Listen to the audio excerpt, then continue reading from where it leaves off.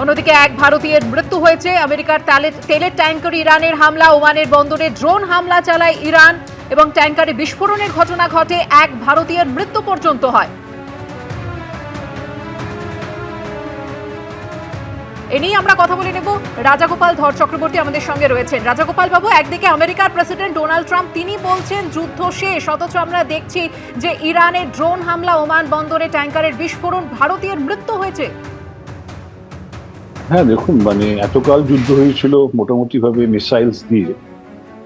এখন ইরান, তার কাছে প্রচুর ড্রোন আছে এবং এই ড্রোনগুলো খুব কম পয়সায় তৈরি করা যায়, $20-25,000 তৈরি করা যায়। অথচ একটা মিসাইল তৈরি করতে গেলে কয়েক মিলিয়ন ডলার খরচা হয়। এবং একই জিনিস, এমনি ড্রোনকে আটকাতে গেলেও যে ইন্টারসেপ্টার লাগবে সেগুলোর প্রচুর খরচ আছে।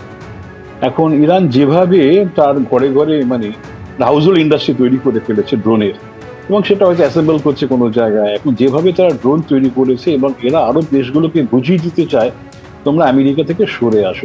তার ফলে তাদের যে সমস্ত বেসামরিক অবকাঠামোগুলো আছে, পার্টিকুলারলি তেল, এবং ওরা চাইছে তেলের দাম বাড়ুক। তেলের দাম বাড়লেই কিন্তু ওরা জানে যে সুবিধাটা ইরানের হবে, কেননা সে একটা বড় তেল রপ্তানিকারক দেশ, সেই দিকেই যাচ্ছে। এবং আমেরিকার যে আরব মিত্রদেরকে বোঝাতে চাইছে তোমাদের সময় এসছে, সরে যাও, নাহলে আমরা কিন্তু ছাড়বো না। যেমন আমরা দেখেছি ইউএইর নানান ধরনের যে সমস্ত তাদের গর্বের স্থানগুলো ছিল, সেখানে কিন্তু আক্রমণ তার একের পর এক ড্রোন দিয়ে করছে। এবং এই ড্রোনকে যদি আটকাতে গেলে সেই আপনার যা খরচা পড়বে, মিসাইল আটকাবার একই খরচ। এই জায়গায় দাঁড়িয়ে কিন্তু অনেকটাই কিন্তু এগিয়ে রয়েছে ইরান তার যে ধরনের ড্রোন তারা তাদের ভান্ডারে আছে। হ্যাঁ, ধন্যবাদ রাজাগোপাল বাবু। ভারত সহ 16টি দেশের ওপর ফের অতিরিক্ত শুল্ক চাপাতে পারে আমেরিকা। বাণিজ্য আইনের অধীনে ভারত সহ 16টি দেশের বিরুদ্ধে তদন্ত শুরু।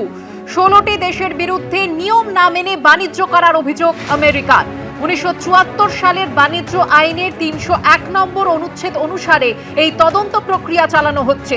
তদন্তে অন্যায্য কিছু ধরা পড়লে নতুন করে আমদানি শুল্ক আরোপ করা হবে, এমনটাই হুঁশিয়ারি দেওয়া হয়েছে হোয়াইট হাউসের পক্ষ থেকে।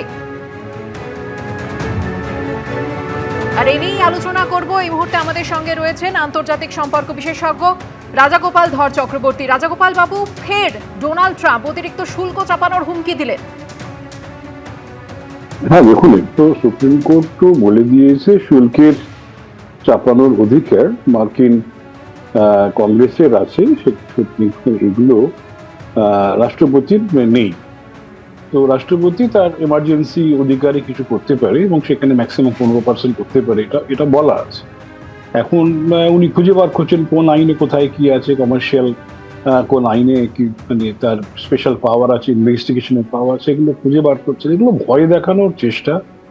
অর্থাৎ যুদ্ধের সময়তে ভারত এখন দেখা যাচ্ছে যে রাশিয়া তেলের দিকে ঝুঁকছে, 1 মাসের পারমিশন দিয়েছে এবং বোঝা যাচ্ছে যে ভারত খুব একটা তেলের যে রাশিয়ার সঙ্গে যোগাযোগটা ছিল সেটা বন্ধ করেনি। এটা মোটামুটি খবর পাওয়া যাচ্ছে বা আমেরিকা বুঝতে পারছে, এবং তার রাগটা সেখানেই যে কিছুতেই ভারতকে বর্ষতা স্বীকার করানো যাচ্ছে না এবং আরো অনেকগুলো দেশকেও করানো যাচ্ছে না। তো তখন একটা অস্ত্র, সবার সঙ্গে তো যুদ্ধ করা যায় না। যুদ্ধ তো ইরানের সঙ্গে করতে গিয়ে কি অবস্থা হলো আমরা বুঝতে পারছি। 12 দিনের যুদ্ধ গত বছর হয়েছিল, আজকে 13 দিনও পড়েছে। এবং যাই হোক, ব্যাপারটা হচ্ছে যে আমেরিকার লক্ষ্য হচ্ছে যে সমস্ত দেশগুলোকে নিজের কর্তৃত্বে নিয়ে আসার চেষ্টা। কিন্তু সেটা আমার মনে হয় যে সমস্ত দেশ বুঝতে পেরেছে, আরব দেশগুলো বুঝতে পেরেছে, যারা একসময় মনে করতো যে তাদের সুরক্ষার একমাত্র জায়গা হচ্ছে আমেরিকা, কিন্তু দেখা গেছে কোনো সুরক্ষা দিতে পারে, তারাও মনে করছে অন্য জায়গায় কোথায় যাওয়া যায়। সুতরাং এখন যদি শুল্ক নতুন করে চাপানো হয় তো বিকল্প ব্যবস্থাও শুরু হয়েছে। ভারত গালফ কোঅপারেশন কাউন্সিলের সঙ্গে আমাদের যথেষ্ট ভালো ব্যবসা হয়। আমরা অন্য জায়গায় ইউরোপিয়ান ইউনিয়ন, রাশিয়ার সর্বত্রই আমরা বন্ধুত্ব ভালো সম্পর্ক রাখছি। সুতরাং এখন যে দেশ ভীষণ ভয় পেয়ে যাবে ট্রাম্প যতই ভাবুন না কেন, সেই জায়গায় বোধহয় আর নেই। তো সবাই বিকল্প খুঁজছে এবং আগামী দিনে একটা সঠিক বিকল্প হয়তো এসে হাজির হবে। ব্রিক্স একটা বড় বিকল্প, আমরা জানি না সেখান থেকে ভারত এখন চেয়ারম্যান, ভারত কতটা উদ্যোগ সেখানে নেয়। এখন চীনের সঙ্গে যে আমাদের একটা স্টিফনেস আছে, একটা কঠিনতা কোনো একটা জায়গাতে বা ভুল বোঝাবুঝি কোথাও আছে, সেটা যদি মিটিয়ে যায় তাহলে হয়তো এখন আমেরিকাকে যোগ্য জবাব দেবে যে ব্রিক্স কারেন্সি বা নিজ দেশের মুদ্রায় যদি ব্যবসা করা যায়, আমেরিকা একটা জবাব পাবে। দেশগুলো কেমন কিভাবে ঐক্যবদ্ধ হয়। তবে এই যুদ্ধটা থেকে কিন্তু মানুষ শিখেছে, যুদ্ধ থেকে সব দেশ বুঝতে পেরেছে আমেরিকা হঠাৎ যুদ্ধ চাপিয়ে দিয়ে সব দেশের বিরাট বিরাট ক্ষতি এনে দিয়েছে।